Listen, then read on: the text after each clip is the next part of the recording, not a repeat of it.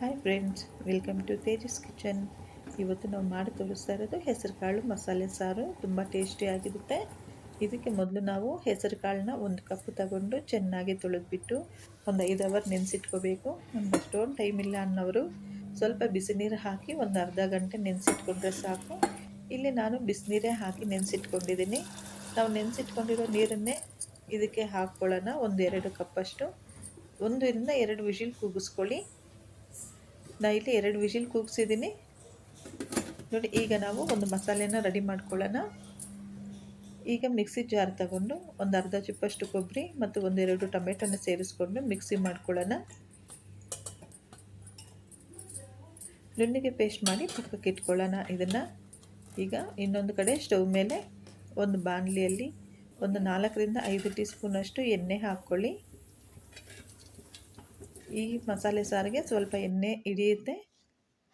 ಈಗ ಇಲ್ಲಿ ನಾವು ಸ್ವಲ್ಪ ಜೀರಿಗೆ ಮತ್ತು ಸಾಸಿವೆ ಹಾಕಿ ಚೆನ್ನಾಗಿ ಫ್ರೈ ಮಾಡ್ಕೋಬೇಕು. ಚಿಟ್ಪಟ ಅನ್ನಬೇಕು. ಇದು ಚೆನ್ನಾಗಿ ಒಂದು ಸತಿ ಫ್ರೈ ಆದಮೇಲೆ ಇಲ್ಲಿ ನಾವು ಸ್ವಲ್ಪ ಕರಿಬೇವು ಸೊಪ್ಪು ಮತ್ತು ಒಂದು ದೊಡ್ಡದು ಈರುಳ್ಳಿನ ಸಣ್ಣಗೆ ಕಟ್ ಮಾಡಿ ಹಾಕ್ಕೊಂಡಿದ್ದೀವಿ. ಈರುಳ್ಳಿನ ಚೆನ್ನಾಗಿ ಕೆಂಪಗೆ ಫ್ರೈ ಮಾಡ್ಕೊಳ್ಳಿ. ನೋಡಿ, ಈರುಳ್ಳಿ ಚೆನ್ನಾಗಿ ಕೆಂಪಗಾಗಿದೆಲ್ಲ. ಈಗ ಇದಕ್ಕೆ 1 ಸ್ಪೂನಷ್ಟು ಶುಂಠಿ ಬೆಳ್ಳುಳ್ಳಿ ಪೇಸ್ಟ್ನ ಸೇರಿಸ್ಕೊಂಡು ಹಸಿ ವಾಸನೆ ಹೋಗೋವರೆಗೂ ಚೆನ್ನಾಗಿ ಫ್ರೈ ಮಾಡ್ಕೊಳ್ಳೋಣ.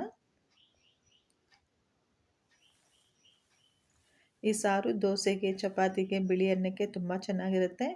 ಹೆಸರು ಕಾಳು ತುಂಬ ಹೆಲ್ತ್ ಕೂಡ ಒಳ್ಳೆಯದು. ಒಂದು ಸತಿ ಟ್ರೈ ಮಾಡಿ ನೋಡಿ.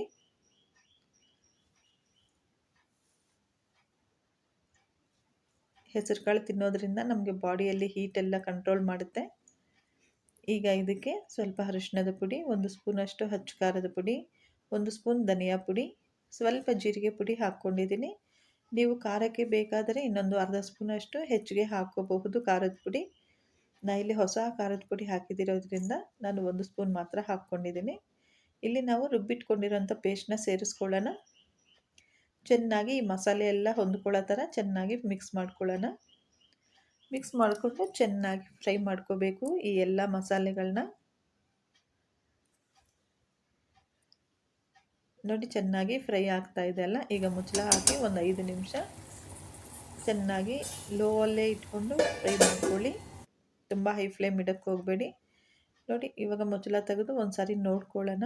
ಇದೇನಾದರೂ ನಿಮಗೆ ಲೈಟಾಗಿ ಸೀದೋಗ್ತಾ ಐತೆ, ತಳ ಹಿಡಿತಾ ಐತೆ ಅನ್ನಂಗಿದ್ರೆ 1-2 ಸ್ಪೂನ್ ನೀರು ಕೂಡ ಹಾಕ್ಕೊಂಡು ಫ್ರೈ ಮಾಡ್ಕೋಬೋದು. ಈಗ ಇದರಲ್ಲಿ ನೋಡಿ, ಲೈಟಾಗಿ ಎಣ್ಣೆ ಬಿಡ್ತಾ ಇದೆ ಸೈಡಲ್ಲೆಲ್ಲ. ಚೆನ್ನಾಗಿ ಮಸಾಲೆ ಫ್ರೈ ಆಗಿದೆ. ಈಗ ನಾವು ಬೇಯಿಸಿ ರೆಡಿ ಮಾಡಿ ಇಟ್ಕೊಂಡಿರೋಂಥ ಹೆಸರು ಕಾಳುಗಳನ್ನ ಸೇರಿಸ್ಕೊಳ್ಳೋಣ. 2 ವಿಷಿಲ್ಗೆ ಚೆನ್ನಾಗಿ ಬೆಂದೋಗಿದೆ ಕಾಳು. ಒಂದು ಸಾರಿ ಈ ಮಸಾಲೆ ಜೊತೆ ಚೆನ್ನಾಗಿ ಹೊಂದ್ಕೊಳ್ಳೋ ಥರ ಚೆನ್ನಾಗಿ ಮಿಕ್ಸ್ ಮಾಡ್ಕೊಳ್ಳಿ. ಎಲ್ಲ ಹೊಂದ್ಕೊಂಡ್ಮೇಲೆ ಇದಕ್ಕೆ ನಾವು ರುಚಿಗೆ ತಕ್ಕಷ್ಟು ಉಪ್ಪು ಸೇರಿಸ್ಕೊಳ್ಳೋಣ. ನಿಮಗೆ ಇಲ್ಲಿ ನೀರು ಎಷ್ಟು ಬೇಕೋ ನೋಡಿಕೊಂಡು 1-2 ಕಪ್ಪಷ್ಟು ನೀರು ಸೇರಿಸ್ಕೊಳ್ಳಿ. ಚೆನ್ನಾಗಿ ಬೇಯಿಸ್ಕೋಬೇಕು. ನಾವೀಗ ಉಪ್ಪು ಖಾರ ಎಲ್ಲ ಹಾಕಿದ್ದೀವಲ್ಲ, ಇದೆಲ್ಲ ಸ್ವಲ್ಪ ಚೆನ್ನಾಗಿ ಬೆಂದ ಮೇಲೆ ನೀವು ಒಂದು ಸಾರಿ ಟೇಸ್ಟ್ ನೋಡ್ಕೊಳ್ಳಿ, ಉಪ್ಪು ಖಾರ ಎಲ್ಲ ಸರಿ ಹೋಗಿದೆಯಾ ಅಂತ ಹೇಳಿ. ಈಗ ಇಲ್ಲಿ ಕೊನೆಯದಾಗಿ ಒಂದು ಅರ್ಧ ಸ್ಪೂನಷ್ಟು ಗರಂ ಮಸಾಲ ಸೇರಿಸ್ಕೊಳ್ಳೋಣ. ಗರಂ ಮಸಾಲ ಹಾಕಿ ಒಂದು 2-3 ನಿಮಿಷ ಬೇಯಿಸ್ಕೊಂಡ್ರೆ ಸಾಕು. ಕೊನೆಯಲ್ಲಿ ಸ್ವಲ್ಪ ಕೊತ್ತಂಬರಿ ಸೊಪ್ಪು ಹಾಕ್ಕೊಳ್ಳಿ. ನೋಡಿ ಫ್ರೆಂಡ್ಸ್, ಈ ಸಾರು ತುಂಬ ಟೇಸ್ಟಿಯಾಗಿರುತ್ತೆ, ತುಂಬ ಚೆನ್ನಾಗಿರುತ್ತೆ. ಒಂದು ಸತಿ ನೀವು ಟ್ರೈ ಮಾಡಿ. ನಿಮಗೆ ಹೇಗೆ ಬಂತು, ನಿಮ್ಗೆ ಇಷ್ಟ ಆಯಿತಾ ಅಂತ ಹೇಳಿ ನನಗೆ ಕಮೆಂಟ್ ಮೂಲಕ ತಿಳಿಸ್ಕೊಡಿ. ನಿಮಗೆ ನಮ್ಮ ಈ ರೆಸಿಪಿಗಳು ಇಷ್ಟ ಆಗ್ತಿದ್ರೆ ನಮ್ಮ ಚಾನಲ್ನ ಲೈಕ್ ಮತ್ತು ಸಬ್ಸ್ಕ್ರೈಬ್ ಮಾಡ್ಕೊಳ್ಳಿ. ಸೂಪರಾಗಿರೋಂಥ ಮಸಾಲೆ ಸಾರು ರೆಡಿಯಾಗಿದೆ. ಬಿಸಿ ಬಿಸಿಯಾಗಿ ಸರ್ವ್ ಮಾಡ್ಕೊಳ್ಳಿ. Thank you.